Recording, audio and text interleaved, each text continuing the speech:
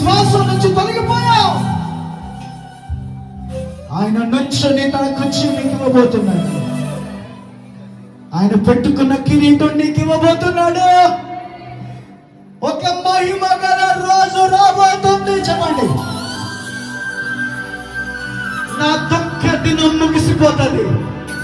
ఆ రోజు నా ఏడుపంతా ముగిసిపోతుంది. All my mourning will be ceased.